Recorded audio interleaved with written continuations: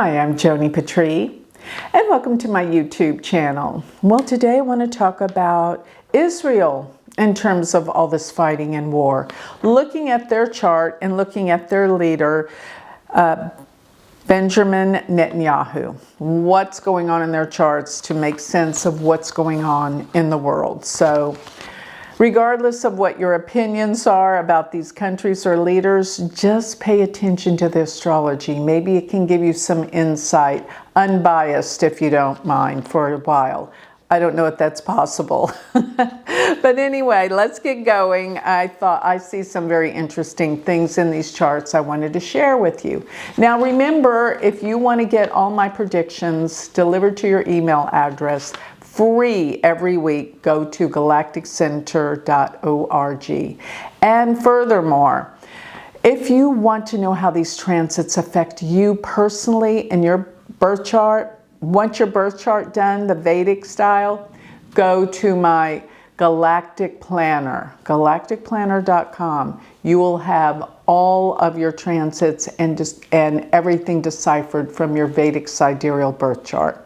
And if you want to join our community of amazing spiritual people, look into my Patreon group. We meet live every week. Go to galacticcenter.org and you can see where to sign up for Patreon. And if you want to learn from me Vedic astrology, become my student, go to universityofvedicastrology.com. Now, let's put up the chart first of Israel, because there is so much going on. Do they ever not fight? It's horrendous. So the chart I have for Israel, the thing that I can't help but notice is where Mars is, because around next August, the eclipses are going to be happening on Mars. And K2, transiting K2 around August 22nd, when I saw a great big blow up in the world, K2 will be right on that Mars, which is 5 degrees of Leo, which is where the Sun and K2 come together, and they're on the fixed star Regulus, which is the king. So this could actually represent, is something going to happen to their leader? And therefore it could mean Netanyahu. And or is something that's happening here in the United States affecting their country? It's all connected. That's what I wanted you to see and understand. So Mars in this chart is actually President Trump's ascendant. And President Trump's natal Mars sits at 3 degrees of Leo as well. So they're connected.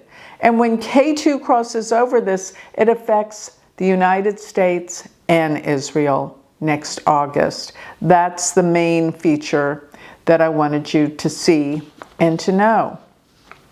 Now, let's go to Netanyahu's chart.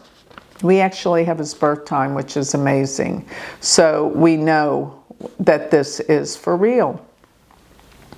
Now, if we'll look at where his Mars is. His Mars sits at 3 degrees of Leo, within a 3-degree orb of that 5-degree K2 and Sun conjunction that happens August 22nd.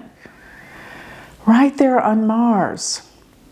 And Mars is the ruler of the chart, plus it rules the 6th house of accidents and enemies. So there could be something happening to him. He needs to be extra cautious. This comes up to the time of next August. Now, another thing is, notice where his Saturn sits. I've been making a big point of this. People that have planets in their Vedic sidereal chart that are 22 degrees. It is extremely meaningful. There is something that connects them to the destiny of the world of what's to come in the near future. 22 degrees. Doesn't matter what sign. But in this case, it's even in Leo, which makes it leadership, power, in control. And hey, he's got the Mars-Saturn conjunction that I did a whole video on, which means people who never give up. They are driven. They are persistent. They are obstinate because they're never going to give up. They are, above all else, they are powerful and they succeed. Why? Because they never give up. And when you don't give up, you get lucky one of the times, even though you get beaten down so many times. So he's got that Mars-Saturn conjunction. That figures. That makes a lot of sense, doesn't it?